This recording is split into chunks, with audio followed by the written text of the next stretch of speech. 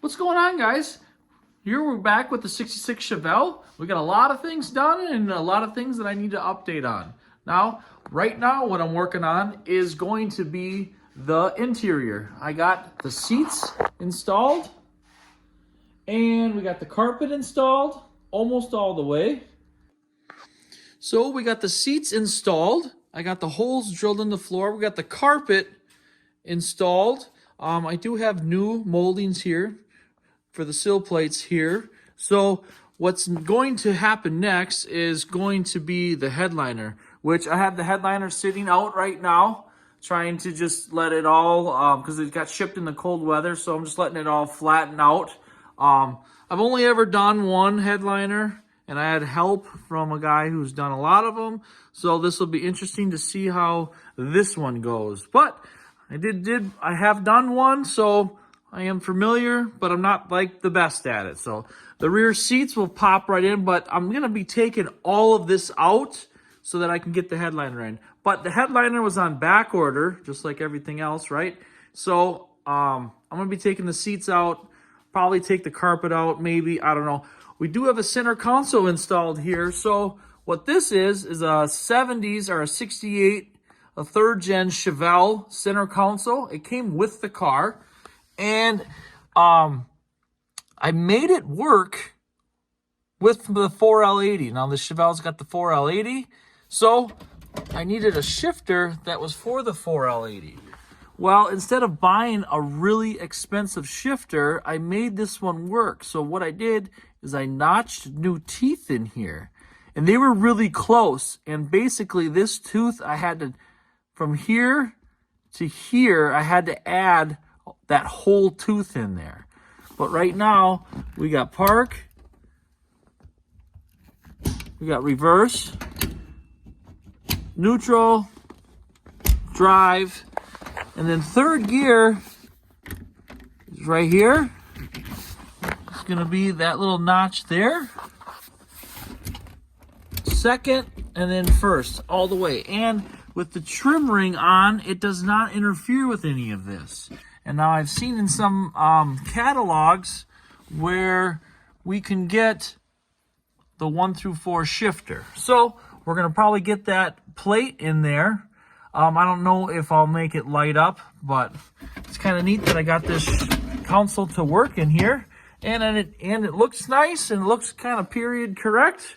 But so yeah, so that's where we got going on here. We got the Holly computer tucked away up in there. That's a piece of brass my dad had laying around. That's like a foot by 8 inches probably. A piece of brass, and I just made some aluminum bracketry to tuck it up away in there. And then I have all the fuses readily accessible here. So there's like 3 fuses, I believe, in there that you could possibly need to get to in the future if they ever decide to blow for whatever reason. So I made those easily accessible. So it's it looks like a cluster on the video, but it's not nearly as bad as you think it is. So, but I got that all installed. I got the glove box working because it seems that whatever old car I get, the glove box is either missing or it does not work. So I'm going to make a video on how to get this key tumbler out of here to replace it, because I struggled with it even with the instructions on the internet. But I got it all to work really nice. So and the carpet went in fairly simple. And so that's where we are with this. So this headliner is going to be a real treat. I got to take down all the surrounds and clean those up around here, around there, because all that glue's got to get taken off of there so I can have a nice fresh surface, especially along here. This one comes off. We got to get that off so that the new glue will stick really nice. So also I got the kick panels over here, the original kick panels that came with the car. Someone painted them blue. No, I'm sorry. Someone painted them black. They were originally blue. So I just took some lacquer thinner, and I don't know, 3-4 times.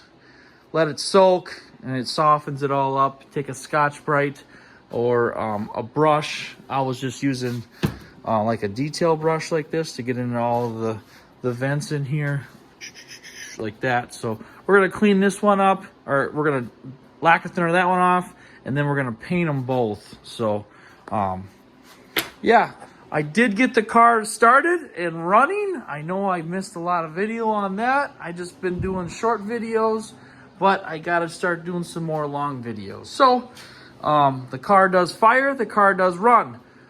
I do have the drive shaft on order, so we're gonna get that installed once it gets here this week, more than likely. So we got some more new parts for the interior. The sail panels that he sent were wrong, so, but that's okay. I gotta contact him and see why those were sent wrong. But we got some new armrests, some arm pads and stuff like that. But luckily, I found these chrome moldings for the headliner that go along the A-pillar. So that's really cool because those are really expensive. So, but basically we should have almost everything besides the radio to finish all the interior. This steering wheel has to go. It's got to go, but that's okay.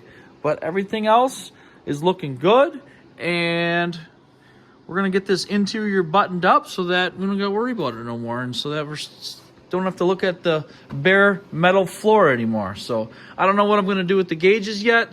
That's undetermined, but for now we do have the Holley Terminator handheld that we can go off of for stuff, but we got a long time, we got a long winter ahead of us to figure that out. So we're just doing one step at a time. So that's where we are as of today. So I also got some cool sweatshirts made, which is pretty exciting. The logo's on the front, logo's on the back. So I'm just gonna be wearing those just so it looks nice for the videos.